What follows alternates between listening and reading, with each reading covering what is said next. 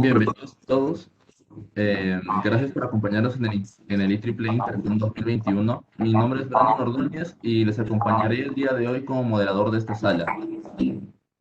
Me gustaría recordarles a los participantes que por favor apaguen sus micrófonos durante esta sesión y que escriban sus preguntas a nuestro presentador en el chat, marcando la opción de All Participants para poder atender sus dudas.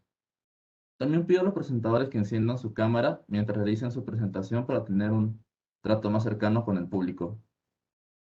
Bueno, en esta ocasión, para este workshop sobre tensiones atmosféricas en transformadores de distribución, nos acompañan dos ponentes. El primero de ellos es Kamal Rafael Arriaza, quien es ingeniero electricista de la Universidad de Oriente, que además cuenta con una maestría en ingeniería eléctrica en la UNEXPO y una amplia experiencia de 13 años en el diseño y construcción de grandes proyectos de ingeniería, como son las líneas de transmisión y subestaciones para clientes en varios países de Latinoamérica y Estados Unidos.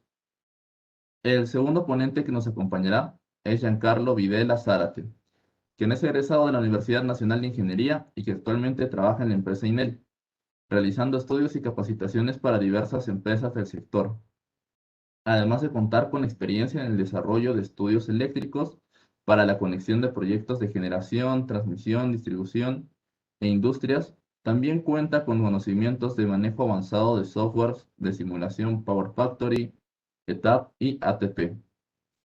En este caso ya comenzaríamos con la ponencia. Muchas gracias a ambos ponentes por estar presentes y les doy el pase ahora para que sí puedan iniciar este gran workshop que tenemos hoy día.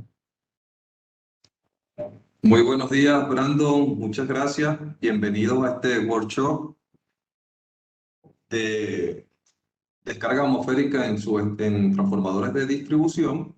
¿Ok? Básicamente la idea que tenemos acá es mostrarles de forma práctica una metodología para que puedan desarrollar estudios avanzados en el comportamiento de las descargas atmosféricas en las instalaciones eléctricas y cómo ellas pueden afectar a los equipos de nuestras subestaciones, nuestras instalaciones eléctricas. En este caso, lo estamos haciendo para un transformador, pero el estudio es escalable a cualquier tipo de equipo, ¿ok? Porque básicamente todos los equipos tienen un nivel de soportabilidad en su aislamiento, el cual debe dimensionarse con un estudio de coordinación de aislamiento de forma adecuada, y ese nivel de soportabilidad debe ser tal que pueda soportar las sobretensiones que puedan llegar a la instalación. ¿Ok? Entonces vamos a conocer en esta primera parte de la exposición todos los conceptos relacionados al tema de aislamiento, descargas atmosféricas, los parámetros de soportabilidad asociados a un equipo y los márgenes de protección que debemos cumplir para asegurar pues que ese aislamiento va a ser el adecuado para esa instalación, ¿ok? Porque se tiene la creencia de que el aislamiento pues es solo un parámetro que lo afecta a la tensión y no es así. Hay muchos otros parámetros que lo afectan y uno de ellos, el más fuerte, es la altitud sobre el nivel del mar en que se encuentra la instalación, ¿ok? Y también el nivel de contaminación de la zona. Entonces, todo eso pues se puede observar cuando hacemos un estudio de coordinación que nos da los niveles de soportabilidad requeridos de un equipo en función pues de el estudio de sobretensiones que se ha generado para ese proyecto. Entonces, la segunda parte, vamos a hacer simulaciones en el software ATP. Ya el ingeniero Giancarlo Videla, que es el especialista en el tema, nos tiene preparado unos casos de aplicación práctica para mostrarnos justamente esa influencia de la descarga atmosférica en un equipo como un transformador, que obviamente es el equipo más costoso de la subestación y uno de los que más debemos atender y proteger. Y su influencia o la influencia de los equipos de protección o elementos de protección que se usan para cuidar ese activo, como es el descargador de sobretensión, que es el elemento que maneja todas estas sobretensiones que van a ocurrir en el sistema. Bueno, las sobretensiones de origen atmosférico y las de maniobra, por supuesto, pero en este caso estamos hablando de un tema específico que es las descargas atmosféricas como tal. ¿Ok? Entonces, bueno, demos inicio. Vamos en primer lugar a hablar de lo que son las sobretensiones y el aislamiento. ¿Ok? Entonces, una sobretensión, primero, ¿qué es una sobretensión? Bueno, es una elevación de voltaje, una elevación de tensión por encima de los límites nominales establecidos, ¿ok?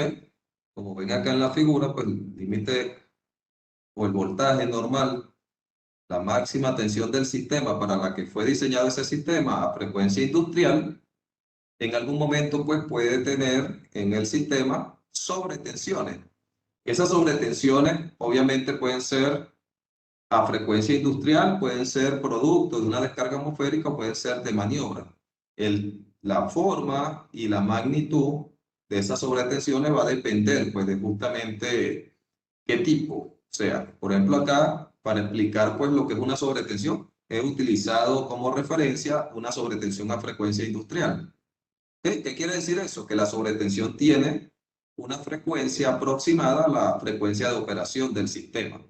Pero si nosotros estamos hablando de una sobretensión de maniobra o de descargas atmosféricas, que es el caso en específico que vamos a atender en este webinar, en este workshop, entonces la frecuencia sería muy distinta y la forma de la sobretensión también. ¿Ok?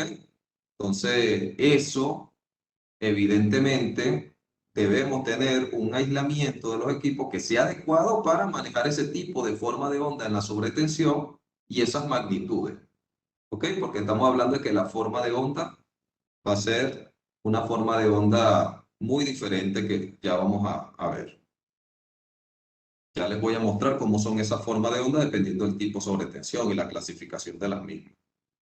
Entonces, el origen básicamente de una sobretensión puede ser pues, a grosso modo la tenemos de 4 tipos, ¿no? Pero las sobretensiones producidas por rayo, ¿ok?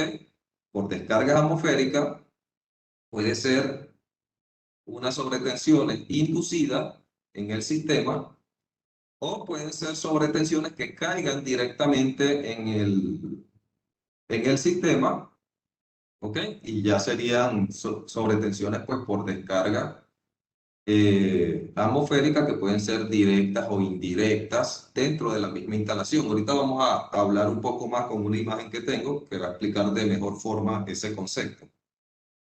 Y por supuesto tenemos las sobretensiones de maniobra producto de la apertura o cierre de elementos de maniobra como switches e interruptores. ¿Ok? Y la que vimos anteriormente, que es las sobretensiones a frecuencia industrial, producto pues de sobrecarga, rechazos de carga o cortocircuitos monofásicos en el sistema. Esas sobretensiones de frecuencia industrial que vimos en la lámina anterior, principalmente obedece a eso o a efectos pues como ferroresonancia, resonancia, que se clasifican dentro de ese tipo de sobretensiones. ¿Ok? Entonces, de forma general, tanto la IEEE, ¿ok? En su normativa 1313 y la IEC en su normativa 607.1, que son las normativas de ambas tendencias, tanto la americana como la europea, para coordinación de aislamiento, establecen, ¿ok? Básicamente, estos tipos de sobretensiones que tenemos en la gráfica de la mano izquierda. Primero, pues, tenemos esta tensión, que es la tensión máxima del sistema para la cual el sistema está diseñado. ¿Ok? Son las tensiones máximas que se permiten pues, en el sistema a frecuencia industrial. Luego tenemos las sobretensiones temporales. Esas sobretensiones temporales son las sobretensiones o las llamadas sobretensiones a frecuencia industrial, producto de cortocircuitos monofásicos o rechazo de carga, que son las más comunes. Luego tenemos, vean que el orden de magnitud, estamos hablando pues generalmente de un orden cercano a 2 en por unidad, ¿no? En esas temporales. Luego tenemos las sobretensiones de maniobra, que su orden de magnitud está alrededor de 4 en por unidad. Y esas son producidas por maniobra o apertura o cierre de interruptores y seccionadores en el sistema. Y finalmente tenemos las sobretensiones de origen atmosférico, ¿ok? Tensiones que pueden llegar a 6 por unidad o más, que son de las que vamos a simular el día de hoy. ¿Ok? Esto en los sistemas convencionales o tradicionales de potencia. ¿Ok? Pero también tenemos un tipo de sobretensión que es de frente muy rápido, ¿ok? ¿Qué ocurre en las subestaciones tipo GIS? Subestaciones aisladas en gas, ocurre este tipo de sobretensión de frente muy rápido. Listo, vean de forma gráfica los tipos de sobretensiones. Nosotros vamos a tener una sobretensión a frecuencia industrial, su frecuencia está pues entre 42 y 62 Hz, que es el orden de las frecuencias industriales. Estas son las formas de onda normalizadas por estas normativas internacionales para probar los equipos.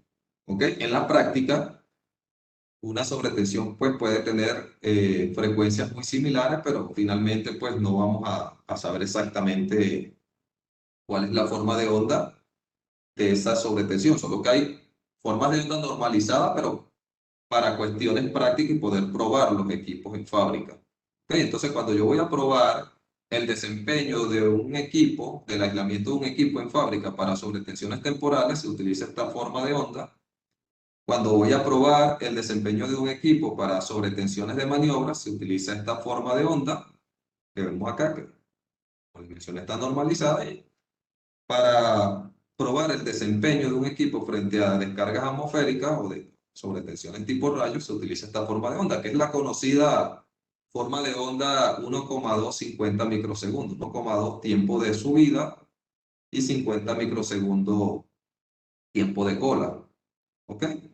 Y vean que tenemos las sobretensiones de frente muy rápido, ¿ok? Que son que ocurren en subestaciones tipo GIS, y vean la forma de onda que se tiene para ese tipo de sobretensiones.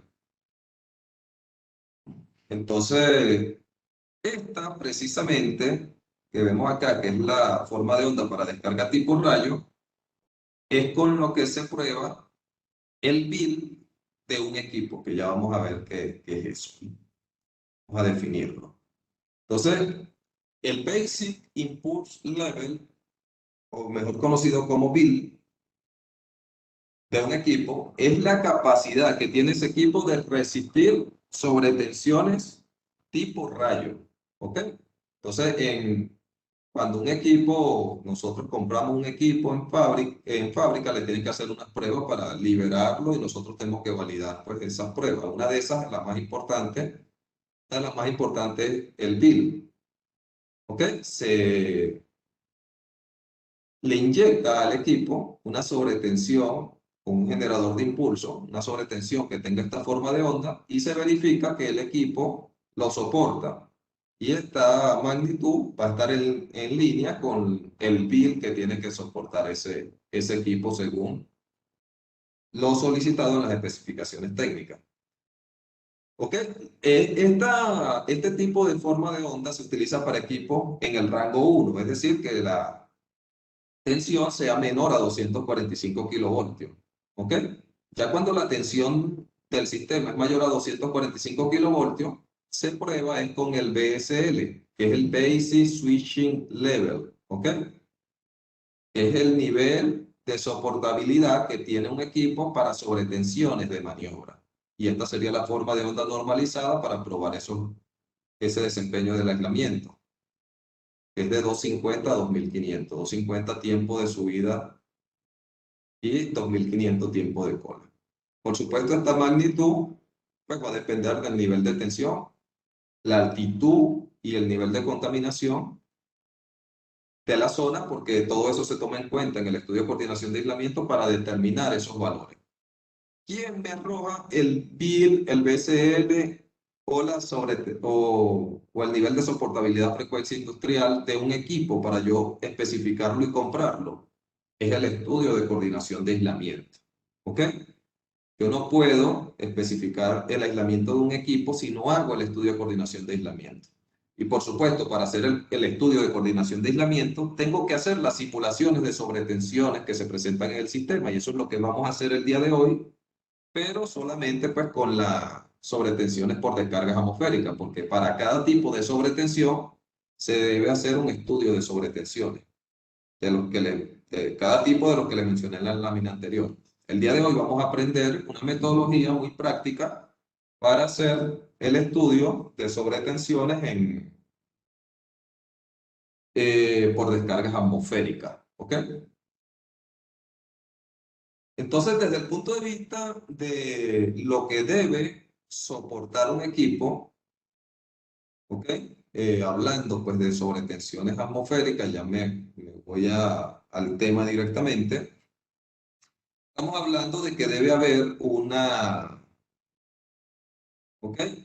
margen establecido en la normativa. En este caso, la normativa que establece ese margen esto es tomado de la IEEE C62.11. ¿Ok? Entonces estamos hablando que ese margen va a estar entre el 15 y el 20% de las sobretensiones que se presentan en el sistema con respecto al nivel de soportabilidad del equipo. Si nosotros estamos hablando de que se presenta una sobretensión de maniobra, entonces el PSL que yo voy a especificar de ese equipo debe tener un rango o debe ser superior a esta sobretensión de maniobra, porque si es inferior, ¿qué va a pasar cuando llegue la sobretensión al equipo? El equipo se le va a dañar el aislamiento y va, por supuesto, a venir el cortocircuito, porque lo que evita que un cortocircuito es que el aislamiento esté en buen estado. Lo mismo pasa con el bill. Esto que ven acá es el bill del equipo, y si bien una sobretensión tipo rayo, el bill del equipo debe ser superior a la sobretensión tipo rayo, a la sobretensión por descarga atmosférica, de esa onda de 1 a 20 a 50 microsegundos que vimos en la lámina anterior.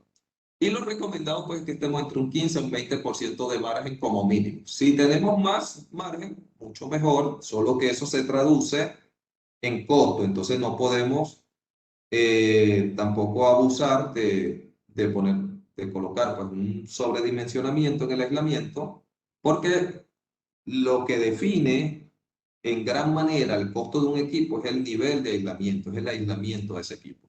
Yo puedo tener el mismo equipo en un nivel de tensión, vamos a colocar un ejemplo, un nivel de tensión 245 kilovoltios, una línea o una subestación de 220, 230, cuya tensión máxima va a ser 245. Pero puedo tener un nivel de aislamiento de esos equipos a 950 kV, ¿ok? O lo puedo tener a 1050 o inclusive a 850. Entonces, entre mayor sea el bill que yo selecciono para el equipo, más costoso va a ser ese equipo. Y eso no es algo que yo selecciono a gusto, sino que tengo que hacer un estudio de coordinación de aislamiento, ¿ok? Para determinar exactamente cuáles son los requerimientos de aislamiento de los equipos en todo ese sistema. Okay, aquí lo estamos haciendo, digamos, el ejemplo para el transformador, pero en realidad todo esto va a aplicar a todos los equipos de una instalación. Entonces, bueno, vamos a hablar un poco acá de esas sobretensiones atmosféricas. En primer lugar, tenemos que las sobretensiones atmosféricas son producidas pues, por la caída de rayos a tierra, en este caso que caigan pues en una instalación, en una línea eléctrica o directamente en una subestación. Y esos rayos pueden tener dos polaridades, ¿ok? Pueden ser de polaridad positiva o polaridad negativa. El 90% de los rayos que caen a tierra son de polaridad negativa y el restante polaridad positiva. Sin embargo, los de polaridad positiva se ha visto, se ha determinado y se han hecho experimentaciones de que tienen un mayor potencial de daño, ¿no? Entonces, por eso es que ustedes ven en las tablas de los aislamientos, tanto de aisladores como de aislamiento de los equipos, que van a encontrarse con un CFO negativo y un CFO positivo. ¿Por qué? Porque ese equipo está aprobado para polaridades positivas y negativas del rayo y tienen comportamiento diferente. Van a ver que los valores del CFO positivo y del CFO negativo son diferentes. Generalmente el CFO positivo es menor que el CFO negativo. ¿Por qué? Porque justamente el rayo de polaridad positiva tiene mayor potencial de daño y los equipos soportan menos sobretensiones producidas por un rayo de polaridad positiva. ¿Ok? Pero bueno, finalmente nosotros tomamos el CFO más desfavorable para nuestro dimensionamiento del equipo o especificación del equipo. Entonces, una medida que determina en gran manera la cantidad de rayos que caen en una zona son dos parámetros. Uno es el nivel ceráunico, que vamos a encontrar mapas a nivel mundial. Cada país tiene sus propios mapas que están elaborados y que debemos consultar. Entonces, el nivel ceráunico es un parámetro de cuántas descargas, perdón, cuántos días de tormentas al año caen en una determinada zona. Esto es día de tormentas al año. ¿Ok? Y también tenemos otra medida que es el DDT o densidad de descargas a tierra, que en algunas normas lo van a encontrar como NG. ¿Ok? O GFD también lo pueden conseguir, es lo mismo. La densidad de descargas a tierra es la cantidad de rayos que caen en una determinada área.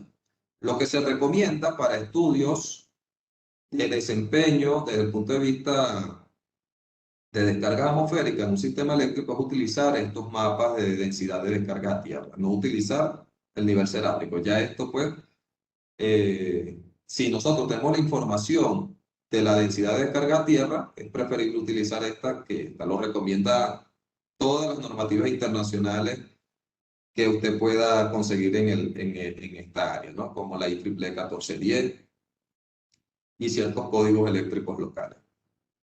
A partir del nivel cerámico yo puedo calcular el DDT, pero es un poco menos preciso que tener de una vez los mapas de DDT. Nosotros podemos tener estos mapas de diferentes fuentes. Una de las fuentes es la NASA. La página de la NASA podemos conseguir esa información, o cada país tiene esa información que lo ha desarrollado. Hay países que están más, digamos, en este tema más organizados que otros. Por ejemplo, en Perú, el OCINERMIN tiene un mapa que es gratuito, puedes acceder a través de la página de OCINERMIN para descargas atmosféricas, o en Google colocan descargas atmosféricas OCINERGIN y van a encontrar el mapa de Perú desde el punto de vista de comportamiento por descargas atmosféricas. Y también tienen un mapa que elaboró el profesor Justo Yanke desde hace un tiempo, y era un mapa pues muy usado hasta ahora en el tema de estimar pues, la densidad de descargas a tierra que caen en una determinada área de este país. Lo más común es que ustedes consigan el mapa de nivel ceráunico en su país. Y si tienen el mapa de nivel ceráunico aplicando estas ecuaciones, van a conseguir lo que es el NG o el DDT. Es lo mismo. Este es el mismo de NG, es lo mismo que DDT y lo mismo que GFD. Sin embargo, la fórmula, ¿ok?, puede cambiar ligeramente. Entonces, si nosotros nos vamos a la IEEE 1410, a la IEEE 1243, vamos a ver que esta es la fórmula recomendada, ¿ok? Y va a depender, pues, si estamos en una zona templada o una zona tropical. En la IEEE 998 van a encontrar una mayor cantidad de fórmulas, porque de esto hay muchos papers, hay mucha normativa internacional, y la IEEE 998 resume todo eso por los diferentes métodos pues, que han establecido esta fórmula, como el método de Erickson, de Young, y da unas recomendaciones pues, de cuáles fórmulas usar si estamos en una zona templada o una zona tropical. Recuerden que la zona templada es del trópico de Cáncer y Capricornio hacia el norte y hacia el sur. Y la tropical es la que está entre esos dos trópicos acá, entre el trópico de Cáncer y el de Capricornio.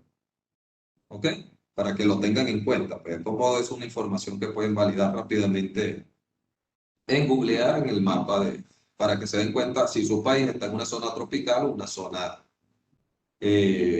templada. ¿Listo? Este mapa de densidad de descargas a tierra, la IEEE 1410, nos dice que debemos dividir los valores que nos dan entre 3, porque estos son densidades de descargas a tierra totales que miden los elementos sensores, ¿ok? Entonces, ténganlo muy en cuenta que este valor se divide entre 3 para tener la densidad de descarga a tierra de una zona en particular. Por ejemplo, si yo me voy acá a esta zona, vean, está en amarillito, y acá dice que es 4, entonces 4 entre 3 sería 1.2, 1. Y algo, ¿no? Eso sería el DDT de esta zona. Esto que está en rojo por acá, vean que está entre 9 y 16.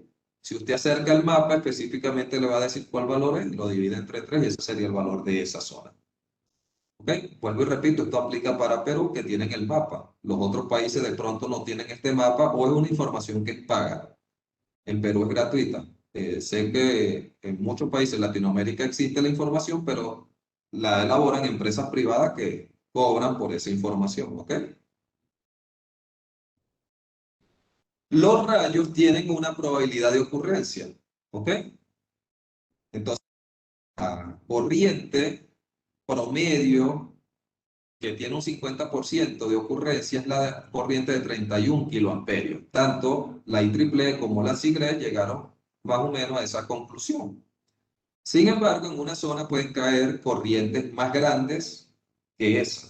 Entonces, cuando nosotros estamos evaluando el desempeño de una línea, lo más adecuado es investigar las magnitudes de corriente de rayos que han caído en esa zona. No es una información fácil de obtener, pero se puede ubicar a través de ciertos estudios. Si nosotros no tenemos esa información, bueno, ya debemos, a través del software ATP, como lo va a hacer el amigo Giancarlo, inyectar ciertos valores de corriente y probar el desempeño del aislamiento y del sistema de puesta a tierra en conjunto ante descargas retroactivas, lo que se conoce como backflashover, porque eso va a influir directamente en la tasa de salida de ese sistema. ¿Ok? Entonces, por acá vemos que cuando un rayo cae en un sistema eléctrico o cercano a él, puede causar 3 tipos de problemas, ¿no? Uno es que caiga cerca de la línea en alguna instalación, puede ser árboles o otra instalación. Entonces, ese rayo va a producir descargas inducidas en el sistema. Esas descargas inducidas en la IEEE 1410 nos indica que generalmente están en el orden de los 300 kilovoltios. Si yo no quiero que las descargas inducidas afecten mi sistema, entonces el CFO del sistema completo debe estar superior a 300 kilovoltios. Por eso es que ustedes ven que las descargas inducidas no son importantes en líneas de transmisión, porque su CFO es muy superior a 350. Pero en sistemas de distribución menores a 69 kilovoltios, sí es bien importante que evaluemos el desempeño por descargas inducidas. ¿Ok?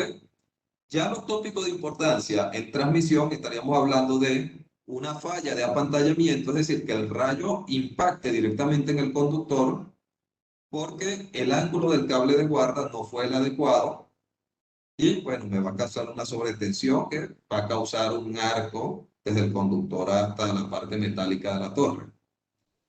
Las corrientes de rayos para causar ese arco son de bajas magnitudes, ¿ok? Entonces no necesariamente tiene que caer un rayo de una magnitud muy alta para causar flashover, y eso se simula y se observa en el ATP. ¿Cuál es la corriente que origina flashover cuando cae directamente en el conductor de fase? Y tenemos cuando el rayo cae en el cable de guarda o en la torre. Entonces, él tiene que drenar con esa corriente de rayo a tierra y este valor de puesta a tierra no tiene un buen comportamiento para alta frecuencia. Entonces, esto se va a reflejar una onda que va a llegar acá y va a ocasionar un arco, pero ahora de la torre hacia el conductor y va a sacar la línea y por supuesto va a tener que la línea tenga un mal desempeño desde el punto de vista de la tasa de salida. ¿Ok?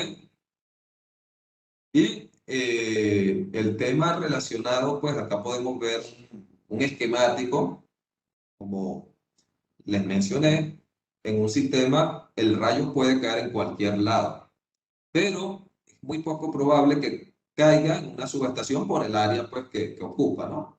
Lo más probable es que caiga en las líneas de esa subestación, porque las líneas son muy largas. Entonces, las líneas que llegan a esa subestación son un elemento donde probablemente va a tener una mayor probabilidad de recepción del rayo. Cuando un rayo cae en una línea, bien sea que sea un impacto directo, ok, en los conductores de fase, o sea un impacto en la torre o en los cables de guarda, esos rayos o esas sobretensiones, perdón, van a llegar a la subestación eventualmente. ¿Ok? Dependiendo de la distancia donde se ubiquen. Y si no llegan, pues pueden causar una sobretensión que saque directamente a la línea, porque al generarse un arco estamos hablando de que se convertiría en una falla pues monofásica. Entonces saldría la línea, pero si no sale, esa sobretensión, si no hace que la línea salga como tal, pues eventualmente va a llegar a una vía para que llegue a la subestación. Y nosotros los equipos de la subestación tenemos que protegerlos, no solo el transformador, también los interruptores, seccionadores, los mismos descargadores, o sea, todos los elementos de la subestación tienen aislamiento. Y las sobretensiones afectan el aislamiento de los equipos. Si falla el aislamiento, pues prácticamente perdemos el equipo porque va a venir el cortocircuito. Entonces acá debemos colocar elementos de protección como descargadores de sobretensión que nos permitan manejar esas sobretensiones que llegan allí. Pero esos descargadores hay que ubicarlo adecuadamente para coordinarlo con el nivel de BIL o BSL que tengan estos equipos, dependiendo del nivel de tensión donde estemos, para que efectivamente pueda protegerlo. Porque si el descargador está muy alejado del equipo, entonces igualmente la sobretensión que pueda llegar a los terminales del equipo va a superar la soportabilidad que tiene ese equipo para esas sobretensiones. El descargador de sobretensión, que es este elemento que ven acá, puede ser en distribución de esta forma o ya en transmisión lo tenemos de otro tipo estación. Ese descargador solo garantiza manejar un voltaje residual en sus terminales, es decir, él garantiza el voltaje residual en sus terminales. Si ya yo lo alejo demasiado del equipo a proteger, ¿ok? Entonces esa sobretensión va a crecer y puede llegar a una sobretensión mayor que el voltaje residual que él garantiza. Entonces hay que coordinar bien esta distancia y para eso nos ayuda las simulaciones en ATP. Vean que en las redes de distribución normalmente los operadores de red o utility actualmente indican que se debe colocar el descargador en el mismo tanque del equipo, precisamente porque en esos niveles de tensión, medio metro, 1 metro, 0,80 metros que esté alejado del descargador, ya es suficiente para que ese nivel de protección que el descargador garantiza en sus terminales crezca y supere el bill que soportan estos equipos y por supuesto va a dañarse el aislamiento. Muchas veces se pregunta los técnicos por qué se están dañando los transformadores y resulta que el descargador lo pusieron a 2 metros del transformador de distribución. Cuando usted hace un estudio, un análisis y modela el sistema, como lo que va a hacer Giancarlo en este momento,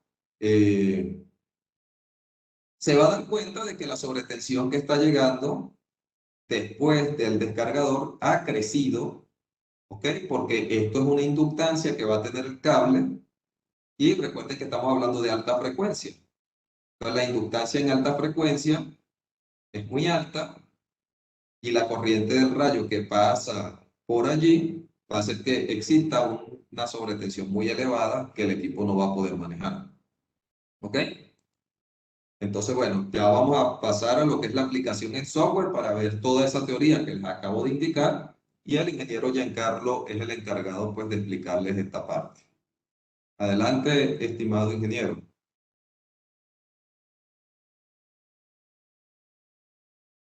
Muchas gracias, ingeniero Kamal. por la presentación. Entonces voy a continuar. Creo que tendrías que desactivar tu pantalla para que yo pueda compartir.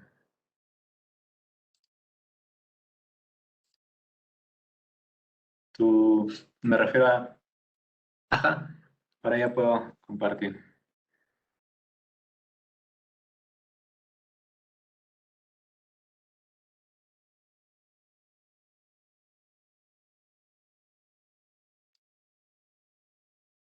Ok, ahí me parece que sí se está viendo.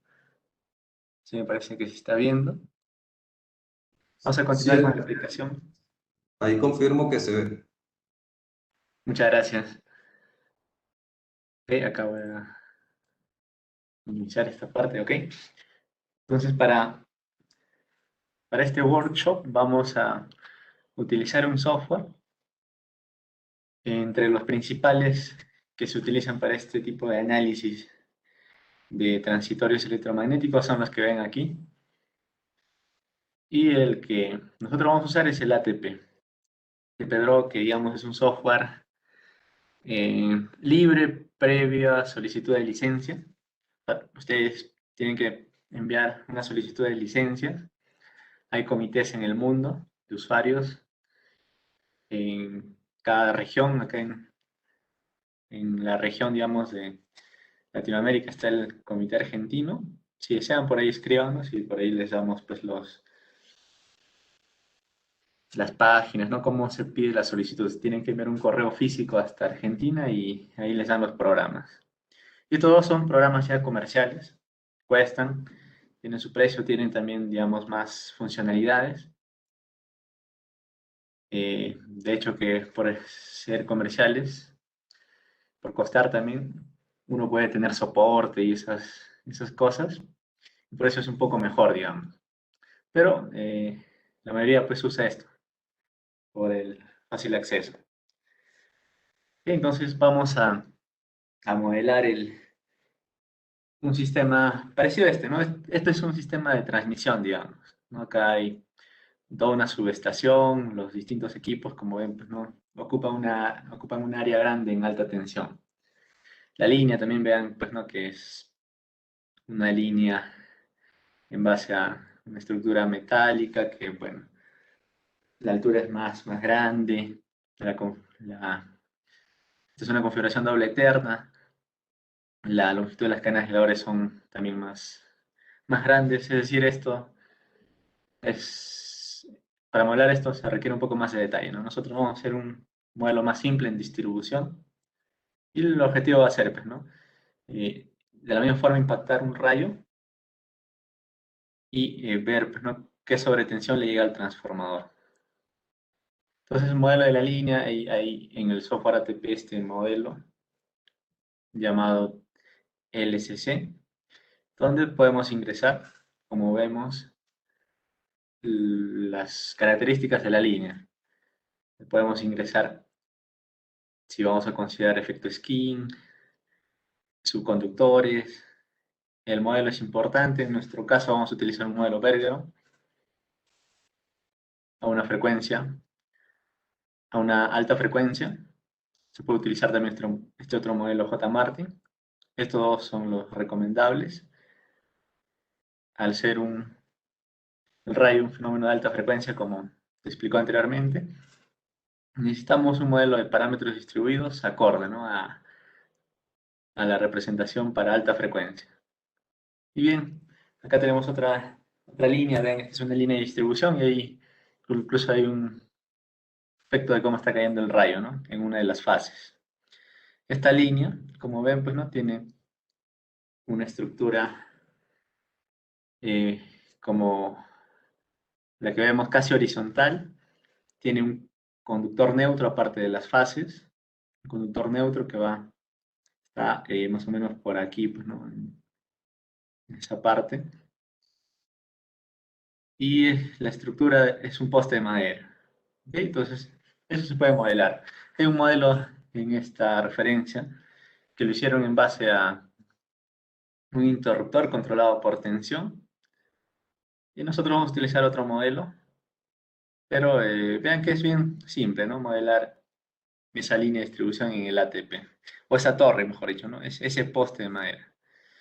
Acá está el modelo de cada una de las cadenas de aisladores. Estos son los conductores. Y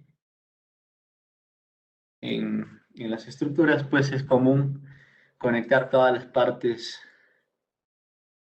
eh, todas las partes de los accesorios, digamos, de la cadena de aisladores mediante un cable y todo llevarlo hasta la puesta a tierra, ¿no?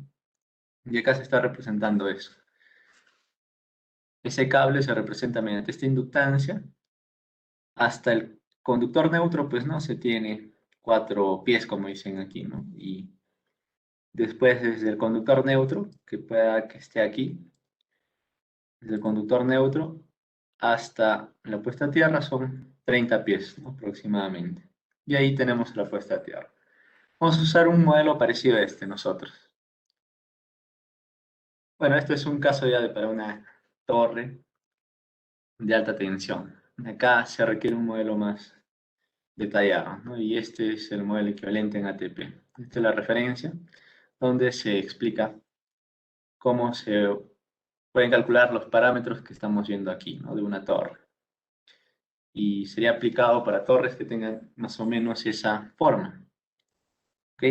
Que es la de, parecida a esta, ¿no? Acá tenemos las distintas ménsulas, digamos, ménsulas, creo que es el nombre, y es parecido, ¿no? Y ahí le podemos ir dando una analogía, ¿no? A esta torre, una representación. Para la puesta a tierra en alta frecuencia hay varios modelos también que se han propuesto en las en los distintos artículos, tesis. Digamos, este es uno de ellos, un modelo de parámetros concentrados, que se puede utilizar cuando pues, la longitud de estos electrodos horizontales o verticales no es tan grande. ¿Ok? Entonces, mediante fórmulas sencillas se pueden calcular cada uno de estos parámetros. Y, digamos, en transmisión, generalmente se utilizan estas configuraciones con contrapesos, que tienen una gran longitud, ¿no? A veces mayor a 40 metros, pueden ser 80 metros. Son longitudes muy grandes, ¿no? Justamente para reducir la resistencia de puesta a tierra, ¿no? Que es este parámetro. Pero en alta frecuencia la puesta a tierra se comporta de forma distinta. En alta frecuencia, el componente inductivo es muy importante, ¿no? Para bajas frecuencias, digamos la frecuencia del sistema, 60 Hz, esto se puede despreciar, ¿no? Este componente, digamos, de la reactancia inductiva, que sería omega por L. Pero cuando la frecuencia es una cercana a la del radio, estamos hablando pues de más de 100 kHz, entonces ahí ya este componente no se puede despreciar, incluso puede ser mayor a la resistencia de baja frecuencia. ¿Ok? Entonces hay que tener en cuenta esto. Hay otro modelo como el que está aquí de parámetros distribuidos, en el cual pues ya utilizamos el mismo circuito, pero distribuido a lo largo pues, ¿no? De todo el contrapeso, ¿no? O electrodo. Esto tal vez pueda representar mejor a la puesta a tierra para alta frecuencia y con el software como el que vamos a usar se puede representar. No hay ninguna complicación en representar a la puesta a tierra de esta forma. ¿Ok? Y en este caso, este modelo, o mejor dicho, si nosotros quisiéramos representar a la puesta a tierra con un modelo de alta frecuencia, lo podríamos hacer cuando pues, la longitud de esto supera los 30 metros, ¿no? Si es menor a 30 metros, simplemente incluso podríamos representarlo como una resistencia, ¿no? ¿Ok? Entonces, con ello, queremos indicar, pues, ¿no? Que dado que en distribución es difícil que se que se tenga pues una puesta a tierra con electrodos pues de 30 metros o más, ¿no? Eso más que nada se utiliza en transmisión. Por lo que en transmisión sí vamos a requerir utilizar un modelo para alta frecuencia. Pero en distribución, ya que estas longitudes de los electrodos son muy cortas, simplemente lo podemos representar como la resistencia en baja frecuencia a la cual se calcula, ¿no? Y nuestras normas lo limitan. Pero si queremos, podríamos hacer pues, el cálculo de estos parámetros con este modelo, digamos. Al final vamos a darnos cuenta que esto va a ser de una magnitud muy insignificante que incluso en alta frecuencia no va a tener mucho efecto. Entonces, así lo vamos a considerar. Para la cadena de aisladores hay distintos modelos en esta referencia que explican justamente muchos de los modelos, ¿no? Y uno de los más utilizados es este de aquí, ¿no? Que se basa en esa ecuación, que esa ecuación nos indica la tensión a la cual se produciría el flashover, ¿no? El flashover, es decir, cuando se produce un arco aquí, ¿no? Debido a que la tensión supera este valor.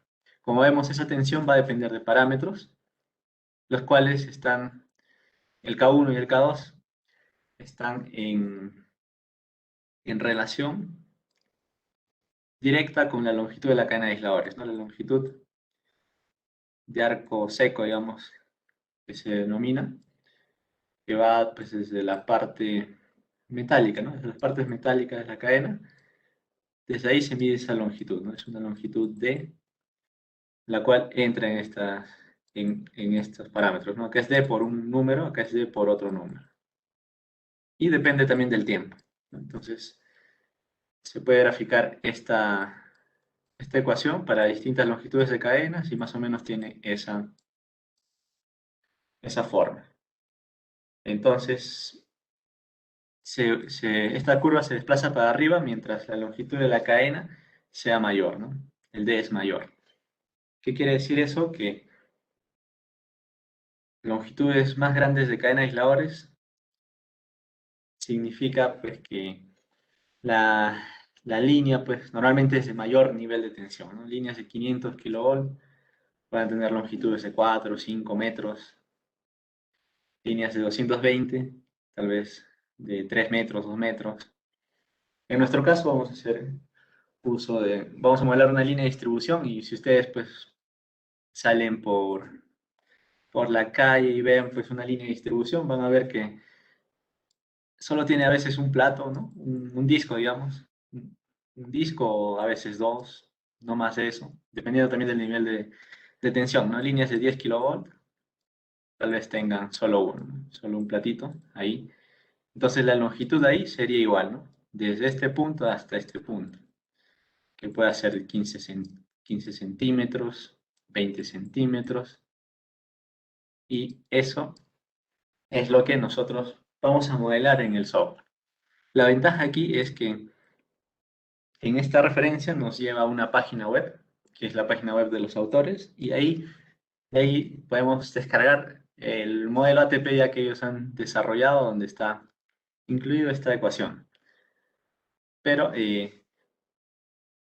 digamos aquí el detalle está en que no es un modelo directo, ¿no? Que está en el ATP, sino es un modelo que se ha creado en base a la herramienta llamada Models, que es un lenguaje de programación propio del ATP, en el cual podemos representar otros modelos que no existen. La corriente de rayo, aquí también hay distintos modelos que podemos utilizar. El que más se utiliza es este de aquí, el Heidler, ya que nos da resultados de sobretensiones mayores, ¿no? Es más conservador. La magnitud de la corriente, como hemos visto anteriormente con Kamala, hay una curva de distribución de probabilidad, ¿no? De las corrientes. Corrientes pues de una gran magnitud son poco probables. Y bueno, entonces nosotros tendríamos que utilizar algunas corrientes o un rango de corrientes con un criterio, ¿no? El criterio pues ya depende de nosotros. Lo recomendable, pues en líneas de alta tensión, en transmisión, digamos, ahí sí se podría tomar un rango mayor, ¿no? Digamos, puedo yo simular impacto de corrientes de rayo hasta tal vez 200 kA, 250 kA, porque ahí la estimación de estas sobretensiones tiene que ser, pues, ¿no?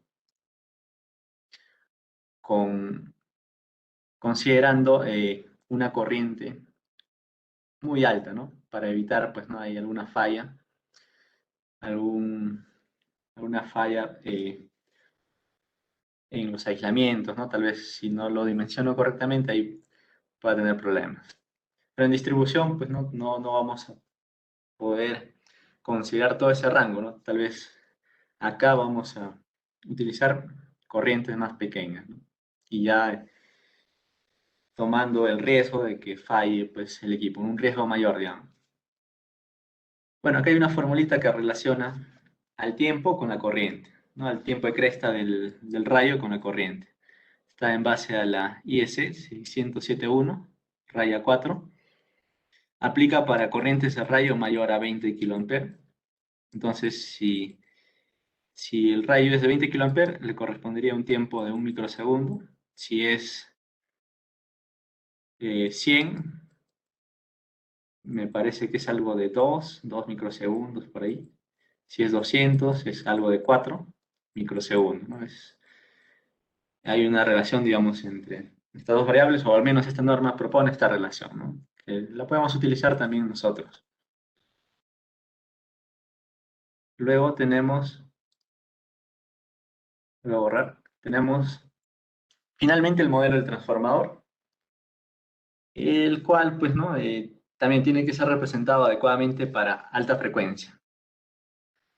Hay varios modelos, uno práctico es este, ¿no? Uno simple, digamos, donde consideramos las capacitancias del transformador, la capacitancia entre el lado de alta y tierra, la capacitancia entre el lado de baja tensión y tierra, y la capacitancia entre ambos devanados, ¿no?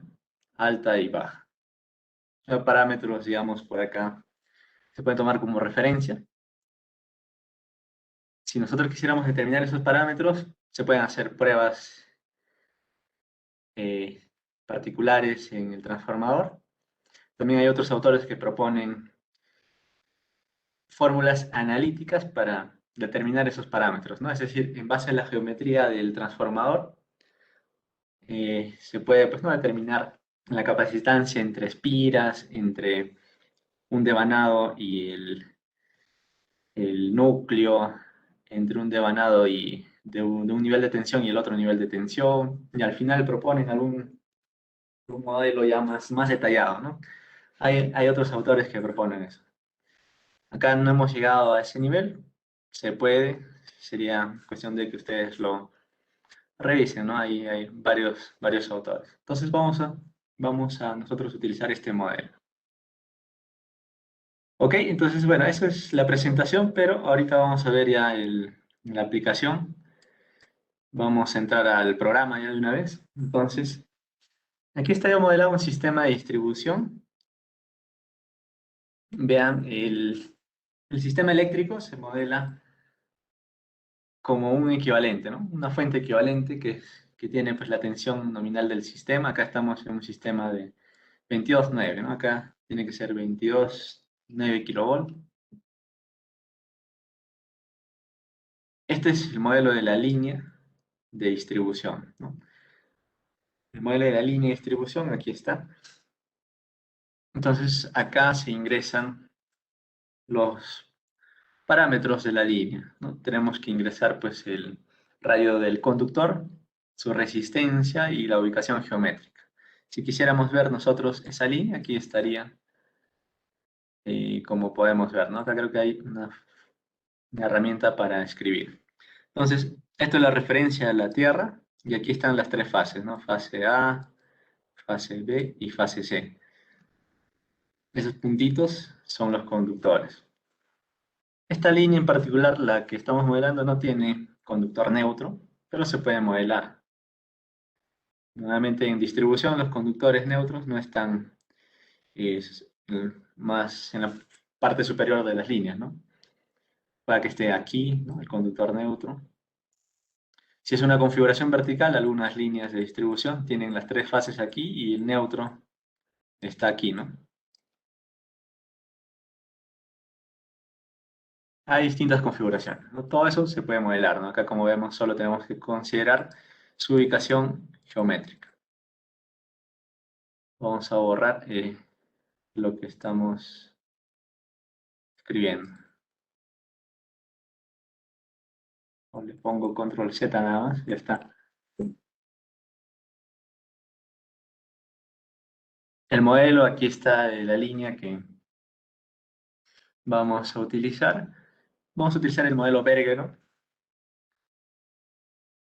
Hay una referencia llamada, es un paper, ¿no? Un artículo de la IEEE, Guide for Electric for Fast From Transients, algo así, o sea, una guía para calcular los transitorios de frente a rápido, y ahí pues también nos dan algunas recomendaciones. Y la otra es la IS, ¿no? 671, el apartado 4, ahí hay otras recomendaciones, ¿no? Son las principales, digamos, que se pueden tomar como referencia, luego ya otros artículos, libros. En esa referencia nos indican acá, podríamos tomar como frecuencia aquí para el modelo Bergero 500 kHz, ¿no?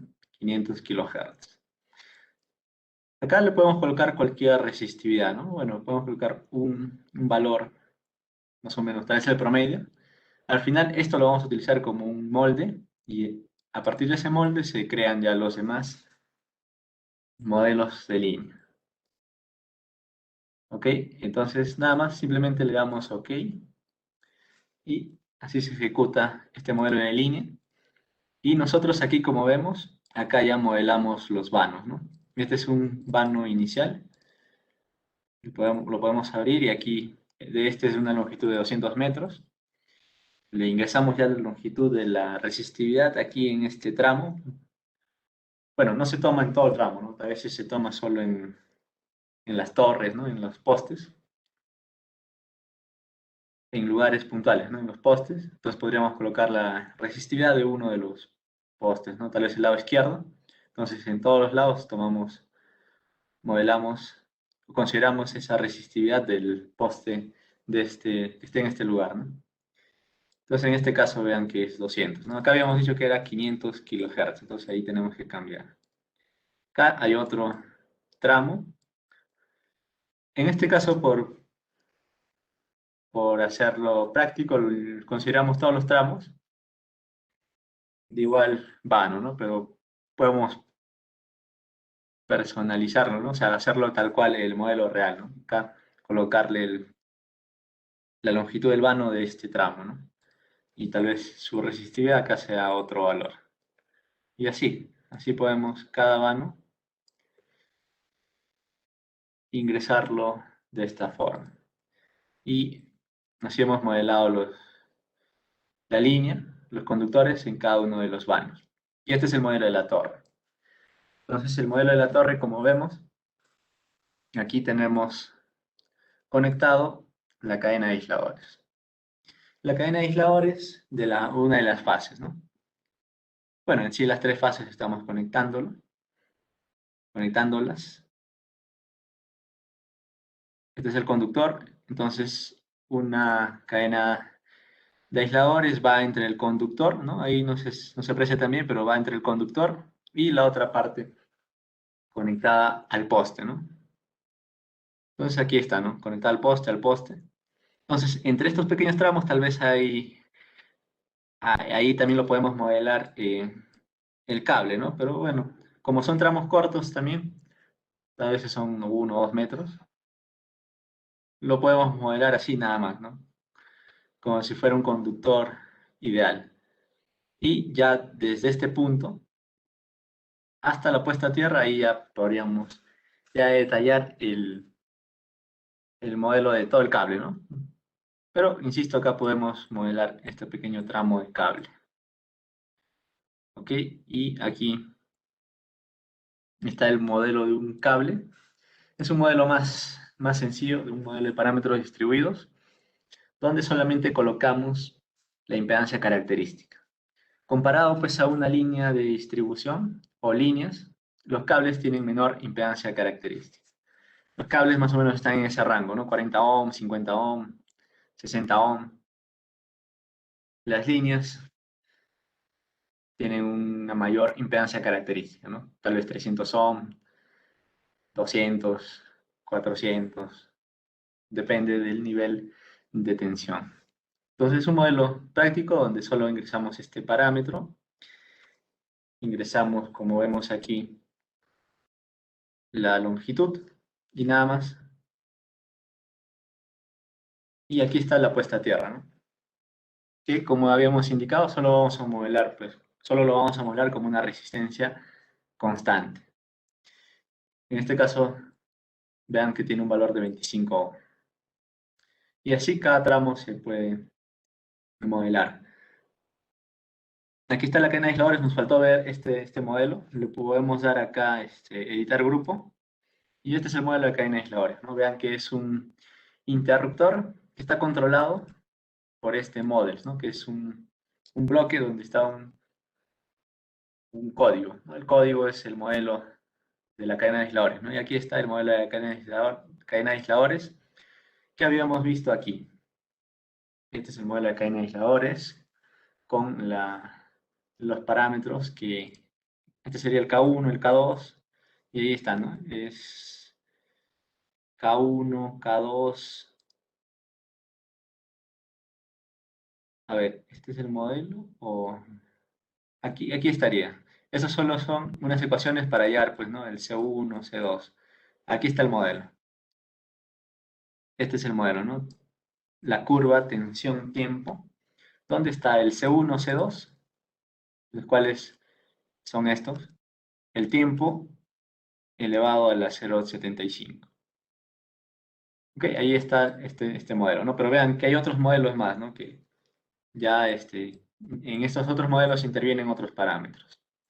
Para el modelo que nosotros queremos representar, lo único que nos interesa es este parámetro, el D, que es la longitud de la cadena de aisladores. ¿Ok? Entonces, ese es el único parámetro que nos interesa. Y eso se ingresa aquí, ¿no? Si es una línea de mayor nivel de tensión, pues no, esto va a incrementarse, ¿no? Ya no va a ser 20 centímetros, ¿no? Que en este caso solamente es un disco, ¿no? Un disco o un plato, un disco de una cadena, de un aislador, mejor dicho. Para los otros modelos se ingresan estos parámetros, ¿no? Que, bueno, se podría entrar a la referencia que hemos adjuntado ahí para investigar un poco más de los otros modelos. Este es el más práctico y uno de los más utilizados, ¿no? Ok, entonces luego, como vemos, tenemos el modelo del rayo. El rayo que tiene una magnitud y un tiempo de frente, el cual vamos a tener que escoger, ¿no? Adecuadamente. El tiempo de cola aquí, 150 microsegundos se suele usar. Y por aquí nos vamos, estamos modelando, vean, una torre, dos, o poste, ¿no? Un poste, dos postes, tres postes, cuatro postes, ¿no? Y aquí está el transformador. Vean que su modelo, como ven, lo hemos visto aquí en la presentación, sería este para alta frecuencia. Hay otros autores, pues, ya que consideran las resistencias, inductancias entre los devanados, pero como esos valores tienen inductancias, para alta frecuencia se hacen muy grandes las impedancias, digamos, ¿no? Entonces se puede despreciar, ¿no? Se puede despreciar. Y eso es lo que hicimos aquí. Y el descargador de sobretensión, ¿no? El pararrayos, en media tensión, aquí lo tenemos, ¿no? Este es el modelo, el cual considera, pues, ¿no? su característica tiempo corriente, ¿no? El cual nos indica que para bajas corrientes, perdón, para niveles de tensión no tan altos, pues como vemos su impedancia es muy alta, ¿no? La impedancia es la pendiente de esta curva, ¿no? Aquí la impedancia, como vemos, es casi una recta, como si fuera infinita. Pero a partir de cierto nivel de tensión ya empieza a conducir y su resistencia e impedancia disminuyen y eso justamente se requiere para que se pueda reducir la sobretensión. Hay otros modelos también para los cargadores que consideran, pues, ¿no? Capacitancias, inductancias. También se pueden consultar, ¿no? Esta es la puesta a tierra del transformador. Es un transformador, en nuestro caso, estrella-estrella, ¿no? Acá es estrella, sólidamente a tierra, o neutro sólido a tierra. Y esta es la puesta a tierra, ¿no? Que en este caso, como vemos, todo se ha conectado a ese lugar, ¿no? A la puesta a tierra. En el lado de baja tensión, aquí, estamos considerando un DPS. Hay también pararrayos para baja tensión, ¿no? Como Kamal lo mostró.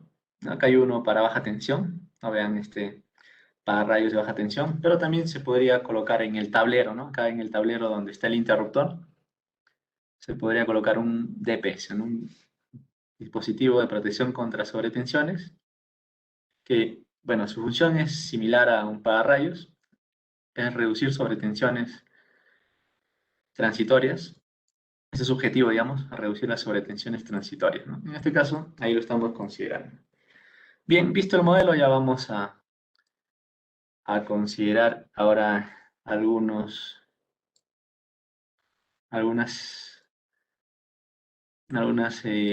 vamos a ejecutar, mejor dicho, ya el modelo que tenemos aquí para poder ver resultados, ¿no? Entonces acá le vamos a primero, pues, ¿no? Una corriente pequeña, 3 kA, vamos a considerar que impacte, vean, en uno de los conductores, ¿no? En uno de los conductores, ¿no? Está cayendo justo este conductor, que acá podríamos ver qué fase es, ¿no? La fase C. Y entonces, aquí se está midiendo la tensión en la torre. Esta es la torre, ¿no? El nodo X004, pero podríamos ponerle un nombre, pues, ¿no? Esta sería la poste 1, poste 2, poste 3, ¿no? Este va a ser el poste 3, entonces acá le podríamos colocar B del poste 3. Y nada más. Aquí ya le pusimos un medidor para medir la tensión en el lado de media y en el lado de baja tensión también. Ejecutemos entonces el archivo ATP. Vemos ahí que se va a ejecutar. Y veamos qué es lo que sucedería si le impacta un rayo de esa magnitud a la línea, ¿no? Algo como vimos en la figura de aquí. No, vean que acá está cayendo justo en una de las fases. Entonces, vamos a graficar. Podemos graficar en... Acá tenemos, vean, el poste 3, ¿no? Poste 3. Y a este nodo también le he puesto un nombre, ¿no? 3, ¿no? Que hace referencia al poste 3, ¿no? La tensión de la línea en el poste 3. Entonces acá vemos que podemos ver la tensión en el poste 3, ¿no? Y esa sería la tensión en el poste 3. Bueno, no debería haber tensión, ¿no? Porque está, digamos, aquí a tierra, ¿no? A tierra, digamos, el poste, ¿no? Inicialmente no había tensión, pero vemos que luego de un tiempo aparece una tensión. ¿Okay? Ahorita vamos a ver más detalles. Cada una de las cadenas de aisladores está tomando la medida de la diferencia de tensión entre su nodo, entre sus dos nodos, ¿no? Digamos, entre este nodo y este nodo. Y esa diferencia de tensión se puede ver aquí, ¿no? Tensión de la línea, que es el conductor, y la tensión en la torre. Entonces, por ahí podemos ver también esas tres tensiones, ¿no? De las tres fases. Y acá vemos, pues, ¿no? Que si agrandamos estos primeros microsegundos, vemos algo. vemos que, bueno, la torre inicialmente, perdón, las fases tenían una tensión, ¿no? La cual está determinada por la tensión en el sistema. En una de las fases era, en la fase A, como vemos, algo de 18 kilovolt, y en las fases B y C, acá vemos, menos 9 kilovolt, ¿no? Entonces, recuerden, pues, ¿no? Las tensiones son trifásicas, que están desfasadas 120 grados, entonces, por eso tienen distintos valores de tensión. Vamos a agrandar la gráfica y ver, pues, ¿no? Que esta es la diferencia de tensión. El rojo es entre la fase A y el poste, ¿no? Entonces ahí vemos, pues, ¿no? Que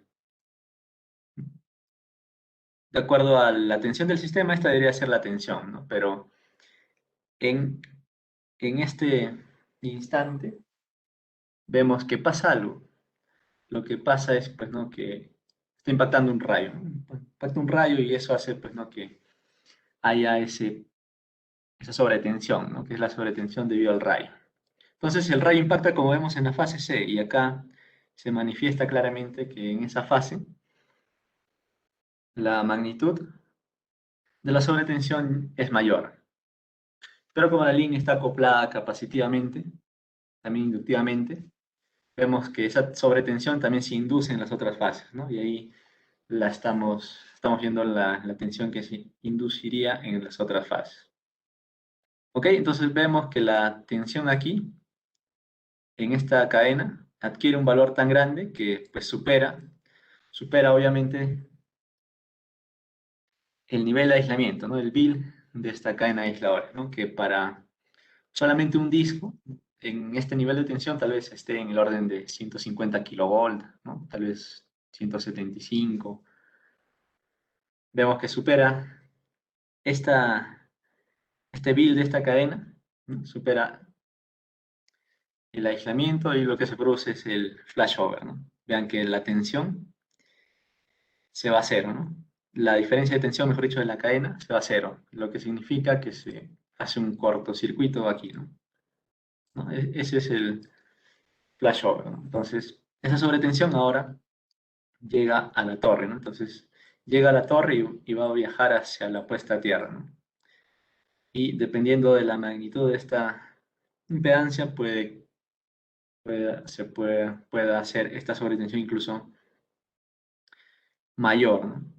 Si esta puesta a tierra tiene una magnitud muy alta, en nuestro caso es 25 ohm, como hemos visto, creo que llega a 90 kilovolt, ¿no? La tensión en la torre, ¿no? Acá en el poste.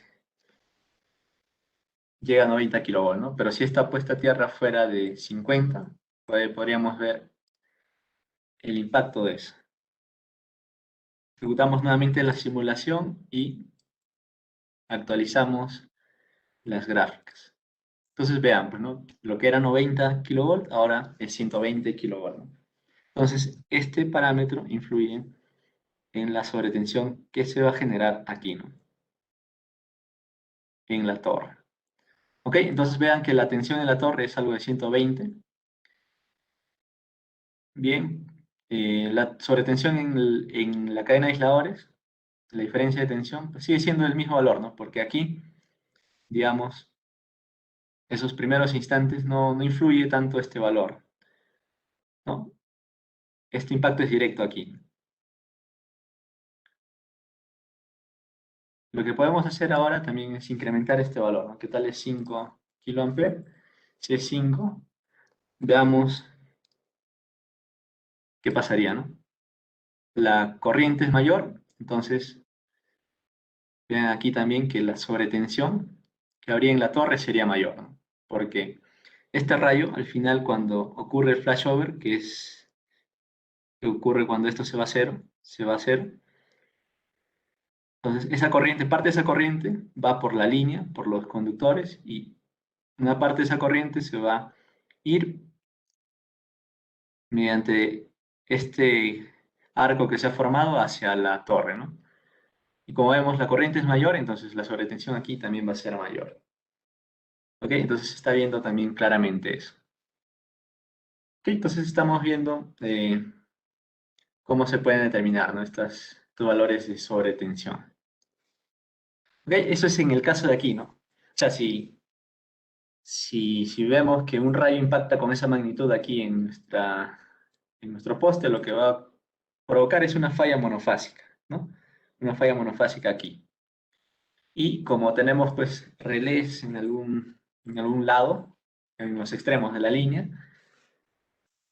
entonces lo va a detectar como un cortocircuito y va a mandar a despejar la línea, ¿no? ¿Ok? Eso es un problema que puedan tener pues líneas líneas de distribución donde tengan niveles altos de densidad, ¿no? De descargas a tierra o niveles isoceráunicos altos. ¿Ok? Entonces ahí se podrían proponer pues tal vez métodos para evitar pues, ¿no? que suceda esto. Por ejemplo, instalar los pararrayos, pero ya de línea, ¿no? Es decir, colocarlos aquí, ¿no? En paralelo a esta cadena, y eso podría ayudar en cierta forma, ¿no? A evitar que la línea salga de servicio por una descarga atmosférica. Ok, pero nosotros estamos interesados más aquí, ¿no? En el transformador. Entonces vamos a ver qué es lo que pasa, ¿no? ¿Qué es lo que pasa aquí? Entonces lo que podríamos determinar de una vez es, pues, ¿no? Las tensiones aquí en el transformador, ¿no? Acá ya hemos tomado medida de la tensión en media tensión, y la tensión en baja tensión del transformador. ¿Sí? Entonces, vemos que el rayo aquí tiene una magnitud aprox de 60 kV, ¿no? 600, perdón, 600. Y al transformador solo le llega 25 kV, ¿no? En el lado de media, en el lado de baja, 7000. ¿Ok? Entonces, vemos que de alguna forma se ha mitigado, ¿no? Esa sobretensión. Bueno, se mitiga porque va recorriendo impedancia, ¿no? Y esta impedancia tiene, pues, elementos que se oponen, ¿no? A esa sobretensión, ¿no? Esto es una impedancia la cual, pues, va a hacer que se reduzca en magnitud esa sobretensión, ¿no? Es decir, acá es 600 kV, pero acá es menor, acá va a ser menor, y acá llega este valor, ¿no? Es más, acá tenemos un descargador de sobretensión, un pararrayos, el cual, pues, ¿no? Justamente está para protegerlo, ¿no? Entonces, podríamos hacer ahora otra prueba. ¿Qué pasa si desconectamos el descargador de sobretensión, ¿no? Acá, ¿qué pasa si se malogra, ¿no? O por alguna razón se desconectan los cables que ahí lo conectaban? Y veamos cuánto sería ahora la sobretensión. Solamente tenemos que actualizar el botón y vemos que de los 25 kV eran, mejor dicho, los 25 kV que lo limitaba el descargador, sin este, pues la tensión llegaría a 60 kV, ¿no?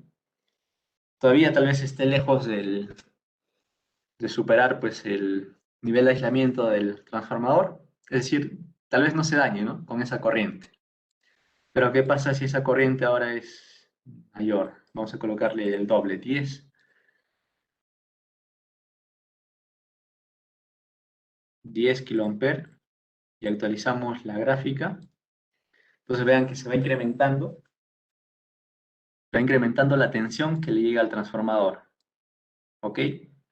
Y acá tenemos este valor de puesta a tierra. Bueno, acá tenemos, con 10 kV ya llega a este valor, ¿no? 80 kV. ¿Qué pasa si es ahora 20? Actualizamos la gráfica. Con 20 ya vean, cada vez es mayor la sobretensión. Si podríamos incrementar 30, 40. Vamos a colocarle, a ver, 40 kA, ¿no? 40 kA, y aquí nosotros teníamos una tablita, ¿no? Que les habíamos indicado que, pues, si ya tienen una corriente mayor a 20, pues el tiempo de cresta tienen que considerarlo en base a esa fórmula, ¿no? Para 40 acá tendríamos que colocar un tiempo de 1.5 y aquí actualizar las tensiones, ¿no? Vean que sin descargador y con 40 kA, ya ahora sí superaríamos pues el bill de un transformador de 22.9, ¿no? Tal vez ese bill tenga 175 kV. Bueno, va a depender de la coordinación de aislamiento que se haya realizado, ¿no? Pero con si esta sobretensión le llega al transformador, ya lo da, ¿no? Con esto ya se quema el transformador. Entonces, es importante este equipo, ¿no? Entonces, si consideráramos este equipo, el descargador, vamos a ver, pues, ¿no?, cómo se limita esa sobretensión a un valor, pues, ¿no?, mucho menor, ¿no? Y ya eso lo protege de cierta forma. ¿Ok? Entonces, el objetivo es estar menos del bill y tal vez un margen, tener un margen ahí, ¿no? Como Kamal lo había explicado al inicio de la presentación. Podemos volver con una corriente menor, con 20, para hacer otras variaciones al ejemplo. Vean, con 20 kA menor, va a haber menor sobretensión y tenemos el descargador, el que lo está limitando, ¿no?, a algo de 30 kV aquí, ¿no?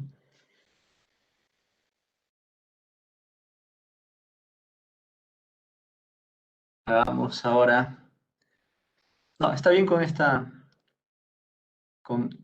con esta corriente. Entonces, acá podemos ver también la influencia de la puesta a tierra del transformador. Acá tenemos una puesta a tierra buena, digamos, ¿no?, de solo 10 ohm. ¿Qué pasa si es 20 ohm?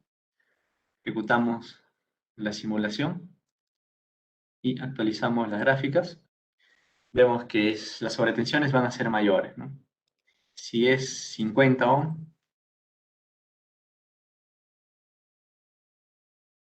entonces ahí, si es 50 ohm, vean, ¿no?, que se incrementa la sobretensión, ¿no? Estamos en peores casos. ¿Ok? Entonces, esto influye mucho, ¿no? Si algún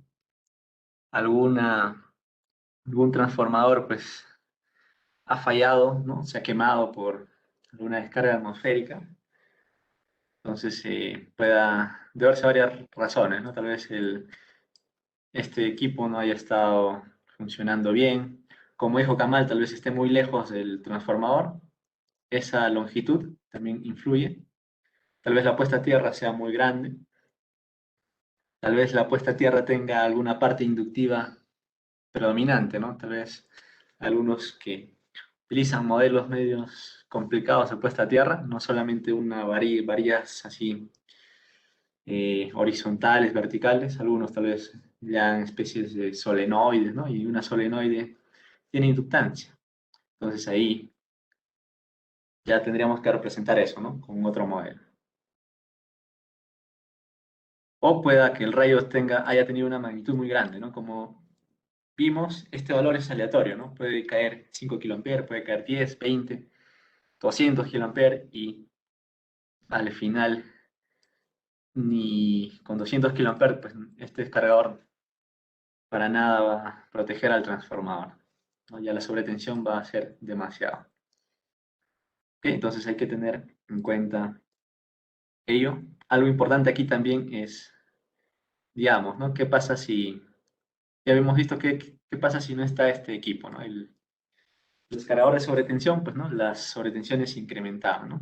También podríamos probar qué pasa si no está este equipo, ¿no?, el DPS, digamos, ¿no? O sea, el dispositivo de protección en baja tensión. Entonces vemos que igual aquí es desfavorable, ¿no? Comparado al caso anterior, se incrementó un poco la sobretensión aquí. ¿Ok? Se incrementó la sobretensión en este lado de baja tensión. Entonces, este equipo también es importante, ¿no? Algunos transformadores no tienen ese equipo instalado en baja tensión, ya sea un pararrayos o un dispositivo de protección contra sobretensiones. el cual pues también es necesario equiparlo, ¿no? Porque en este lado nosotros también tenemos línea, ¿no? Una línea pero ya de baja tensión. Entonces el rayo no decide pues no impactar solo en la línea de media tensión, ¿no? El rayo puede caer en cualquier ubicación, ¿no? Bueno, tal vez es más probable en las de media, ¿no? Porque tienen mayor altitud, pero no hay una probabilidad también que caiga en este lado, ¿no? Entonces, de igual forma, si el rayo impacta por este lado y no está este equipo, entonces vean, ¿no? La sobretensión va a llegar directo al transformador sin ningún equipo que lo va a proteger. Entonces, igual, también eso puede provocar que se supere el nivel de aislamiento del transformador. Algo importante aquí también es que en el caso de modelo de transformador para alta frecuencia, las relaciones ya no se cumplen, ¿no? La relación de este transformador era 22.9 a 0.69, me parece, si mal no recuerdo, que pues da algo de 3 a 1, ¿no? 3 a 1 aprox. No, más, de 30 a 1, casi 30 a 1. O sea, si acá es 30, la tensión acá sería 1. Pero en alta frecuencia, vean, ¿no? Pueden tener magnitudes cercanas, debido a que acá depende, esas magnitudes van a depender al final de los parámetros del transformador, ¿no? Que son, en este caso, en base solamente a capacitancias, ¿no? Hemos utilizado valores, como hemos visto acá, típicos para un transformador de 1000 kVA, ¿no? De estas capacitancias. Ok, entonces, eso sería, digamos, a grandes rasgos, las pruebas que queríamos mostrar, ¿no? Y esto se puede replicar ya en sistemas particulares. Si, digamos, la línea tiene otra configuración, esto es una configuración horizontal, ¿no? Del poste, digamos. Si es vertical, pues no, también se puede hacer esa configuración, ya es cuestión pues de acomodar el modelo. Ya tendríamos que colocar pues tal vez los aisladores de esta forma, ¿no? Y acá modelar pues los tramos de cable, ¿no? Desde esta parte hasta este otro lugar, un tramo de cable, acá otro tramo de cable y así, ¿no? Si la línea pues tiene conductor neutro, también lo modelamos aquí. Cable de guarda es difícil que alguna línea de distribución tenga. Tal vez en algunos casos he visto que tienen pues para colocar pues no la fibra óptica, ¿no? En algunas líneas por ahí vi. Pero no se suele utilizar cable de guarda en distribución porque, como hemos visto acá, las sobretensiones que tenemos nos salía algo de 600 kilovolts, ¿no? 600 kilovolts. Entonces, si cae un cable de guarda, es un rayo, entonces sí o sí va a provocar el backflashover, ¿no? Ya que, como vemos, el aislamiento en líneas de distribución es muy bajo, ¿no? Comparado a transmisión. Entonces no tendría mucho efecto, no tendría mucha... eh, su objetivo que sería pues no tratar de evitar que ocurra un backflashover no se cumpliría. Entonces, normalmente solo tienen conductores neutros. ¿Qué otra consideración se puede tener aquí? Bueno, modelar pues la puesta a tierra con los casos particulares eh, de valores, ¿no? Modelar tal vez un modelo más detallado del transformador, también se podría utilizar, ¿no? O del descargador, pero grandes rasgos es el mismo. Esa sería básicamente la presentación. Creo que había preguntas, vamos a ver, creo que por el chat nos han escrito bastante, ¿no? A ver, voy a revisar el chat un minuto acá. Estoy familiarizándome también con el Webex. Bueno, ha habido varias preguntas. Vamos a ver aquí. Ahí Mirko Yanke nos escribió la fórmula de Darwinitza, la propuso en un artículo Electra en los 70s, creo que la de aquí te refieres. Sí, es bien antigua, sí, en artículos. También llegué al artículo original, ¿no? Y sí, es bien antiguo, ¿no? La formulación que hizo. Ahí nos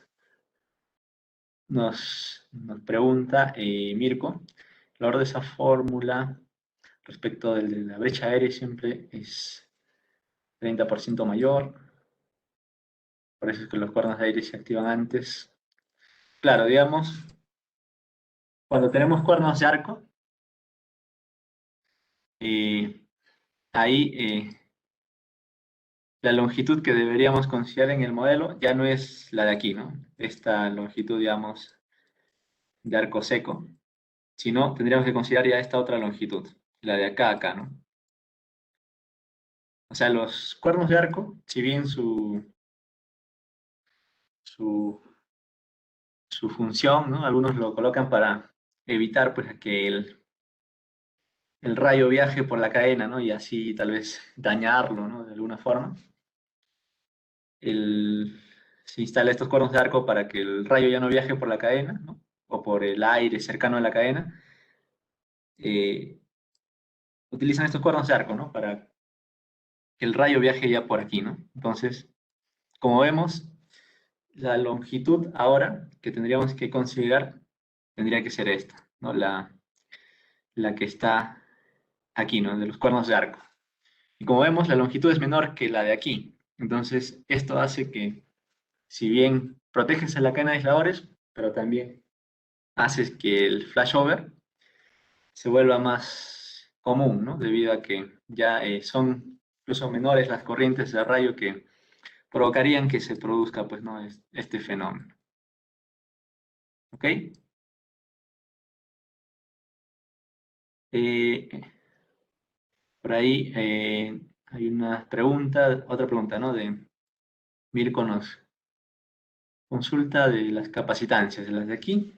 Bueno, esto es en base a un libro, ¿no?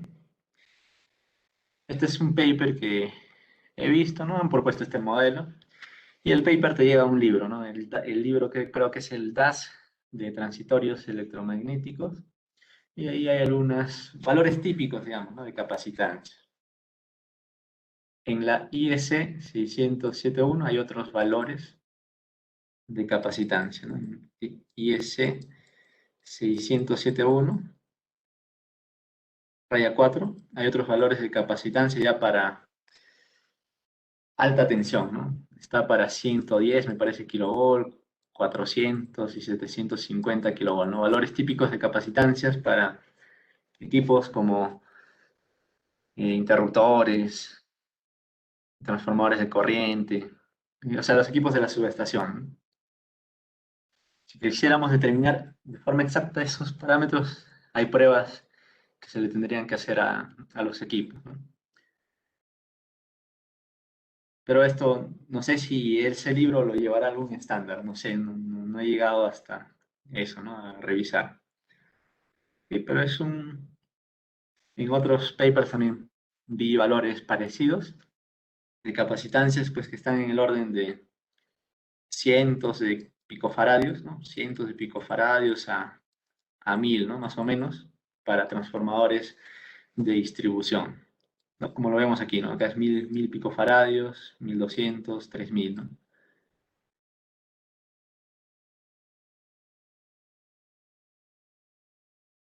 Ah, por ahí Ben Ceballos solicita el enlace para solicitar el programa ATP. Bueno, como creo que tenemos unos minutos, acá vamos a buscarlo. Esta es, ¿no? Esta es la página, acá pueden solicitar una licencia. Acá tendrán todas las indicaciones, ¿no? Nosotros lo hemos solicitado y solo tienen que firmar un documento y enviarlo en forma física a Argentina y luego te responden por correo con los programas. Ahí Mirko Yanke nos indica. Los tres capacitores es el modelo de transformador, sí, en este caso, no en este modelo. Hay otros modelos que son ya más detallados, que pues de cada espira sacan pues un modelo equivalente, ¿no? Que es sacan pues no acá una capacitancia en serie, una en paralelo, acá resistencias, inductancias, ¿no? Y esto se repite, ¿no? Como de acuerdo a todo al número de espiras que tenga el transformador, ¿no? Bueno, disculpen, ahí no se dibujó bien, pero esto lo repetimos todas todas las espiras y con eso podríamos determinar, por ejemplo, la sobretensión en la primera espira, en la segunda espira, en el devanado de media, en el devanado de baja.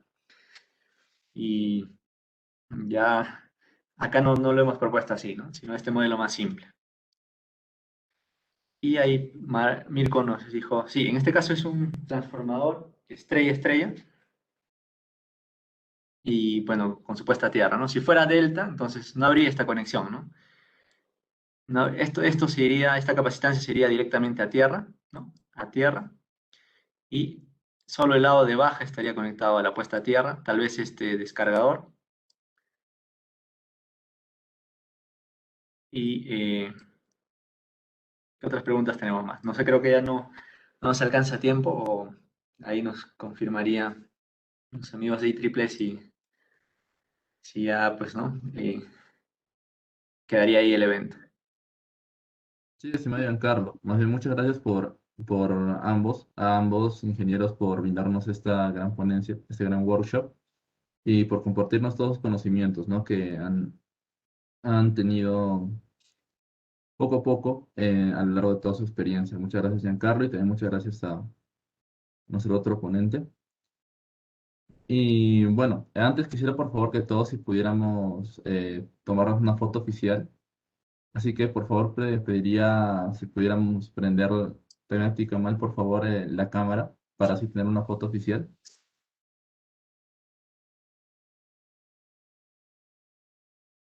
Perfecto. A ver, un momento, voy a configurar mi layout.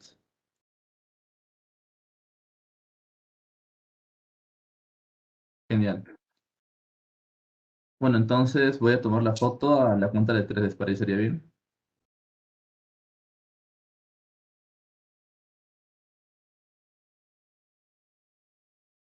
Ya bueno, a ver.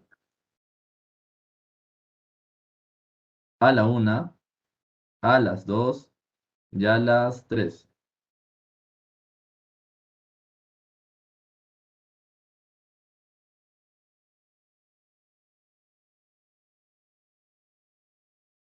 Perfecto. Muchas gracias, estimados ponentes.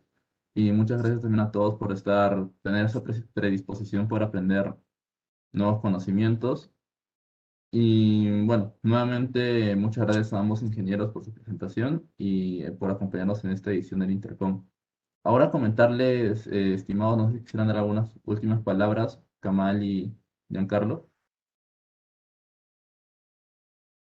Sí, bueno, agradecerles a ustedes por la invitación, a los participantes también, y bueno, desearles éxitos con los siguientes eventos, ¿no? Conferencias, workshops, creo que papers también están presentando.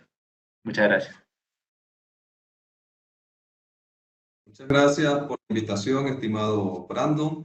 Por acá siempre a la orden para contribuir pues con el conocimiento acá en Latinoamérica. Muy complacido que nos hayan invitado en esta ocasión y bueno, seguimos a la orden para próximos eventos que quieran, que quieran invitarnos. Ahí están nuestras redes también, donde tenemos una gran cantidad de información que los ingenieros en formación pues la van a encontrar muy útil y también la pueden compartir pues a través de sus eventos bastante interesante relacionada a todo este tema, ¿no? Por ejemplo, preguntaban el tema de la instalación del ATP. Pues en la página, si van directo a INEL, allí hay información de cómo instalarlo, el webinar es totalmente gratuito y pueden ampliar más información. Estos espacios son para dar a conocer pues todos estos temas interesantes, pero digamos pues que el tiempo a veces no alcanza para explicar ciertas cosas que son paralelas. Y allí pueden con toda la confianza ir y conseguir más información que seguro les va a ser útil. Muchas gracias.